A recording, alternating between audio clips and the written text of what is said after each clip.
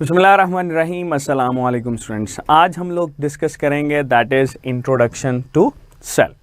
Cell का introduction देखते हैं, तो स्टार्ट करते हैं विद दिस सेल। बहुत सिंपल सी बात है, cell is considered as the basic unit of life.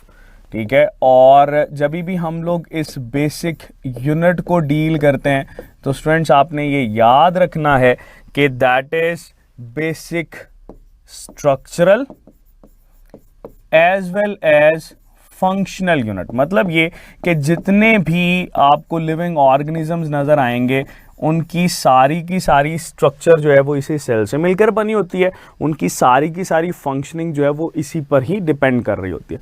So that is why cell is considered as the basic structural and functional unit of life. फिर स्टूडेंट, अगर हमसे पूछा जाए कि इसकी टिपिकल टाइप्स कौन सी होती हैं, that what are the typical types of cell, तो याद रखिएगा टिपिकल टाइप्स हमारे पास दो हैं। एक होती है प्रोकैरियोटिक सेल और दूसरी होती है students that is eukaryotic cell. अब इन दोनों के दरमियान डिफरेंस क्या? बहुत सिंपल सा डिफरेंस है न्यूक्लियस का। That nucleus is present in eukaryotic cell while absent in prokaryotic cell. Prokaryotic cell हम जितने भी बैक्टीरियाज को डील करते हैं वो सारे के सारे प्रोकैरियोटिक सेल की नेचर में आते हैं। यूकैरियोटिक सेल की अगर हम लोग बात करें तो स्टूडेंट्स यूकैरियोटिक सेल में हमारे पास तीन बेसिक कैटेगरीज जाए। सबसे पहले प्लांट्स, जितने भी प्लांट सेल्स हैं वो सारे के सारे यूकैरियोटिक होते हैं। फिर एनिमल्स, जितने भी एनिमल सेल्स हैं वो सारे के सारे यूकैरियोटिक होते हैं। और फिर फंजाई, जितने भी फंगल सेल्स हैं वो सारे के सारे यूकैरियोटिक इन नेचर होते हैं। दूसरा याद रखिएगा कि सेल जो है ये हमारे पास स्ट्रक्चर, फंक्शन और इवन साइज के लिहाज से बहुत ज़्यादा वेरिएशन शो करता है। जैसे अगर हम लोग देखें तो हमारी राइट साइड पे हमें एक बैक्टीरियल सेल नजर आ रहा है, that is prokaryotic cell. Size में बहुत ही छोटे होते हैं, ठीक है, माइक्रोस्कोपिक इन साइज आपके पास मौजूद होते हैं और इनको देखने के लिए आपको माइक्रोस्कोप की जरूरत पड़ती है। दूसरी तरफ अगर हम लोग देखें तो हमारे पास शुतुरमुर्ग नजर आ रहा है। शुतुरमुर्ग का egg that is considered as a single cell, जो कि स्टूडेंट्स हमारे पास एवरेज 1.5 to 2 kg के दरमियान रेंज करता है। That is a huge cell. So यहां पर आपको साइज की वेरिएशन नजर आ रही है कि माइक्रोस्कोपिक सेल से लेकर मैक्रोस्कोपिक एग यानी बहुत जाइंट सेल की फॉर्म में ये मौजूद होते हैं। फिर हमारे पास बहुत सारे इलोंगेटेड सेल्स होते हैं जिसमें मसल सेल्स और नर्व सेल्स आ जाते हैं, लेंथ वाइज बहुत लंबे मौजूद होते हैं।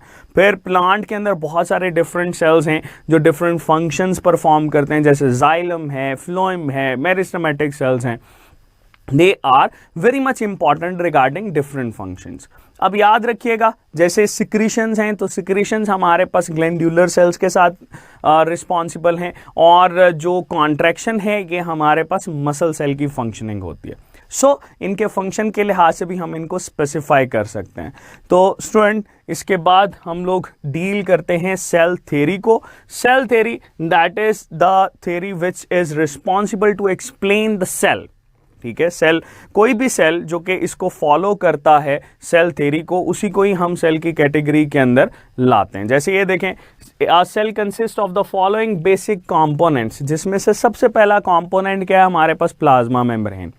Plasma membrane is basically the outer layer. ये देखें, इसमें हम लोग आउटर लेयर को डील करते हैं, सेल के बाहर मौजूद होती है, ट्रांसपोर्टेशन को, डिफरेंट फंक्शंस को कंट्रोल करती है, रेगुलेशन करवा रही होती है कि कौन सी चीज ने अंदर आना है, कौन सी चीज ने बाहर जाना है। We will discuss this plasma membrane in detail letter.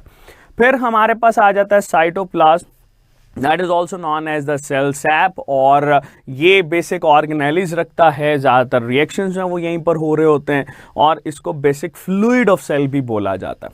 Third one हमारे पास आ जाता है न्यूक्लियस विद न्यूक्लियर मेम्ब्रेन और न्यूक्लियर मटेरियल। अब प्रोकैरियोटिक सेल के अंदर तो न्यूक्लियस मौजूद नहीं होता, but they have nuclear material in it.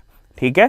और न्यूक्लियस की बात करें तो दैट इज द न्यूक्लियस, इसके अराउंड आपको न्यूक्लियर इन्वेलप नजर आ रहा है, इसके सेंटर में आपको न्यूक्लियस और बाकी क्रोमेटिन फाइबर्स जो है वो नजर आते हैं।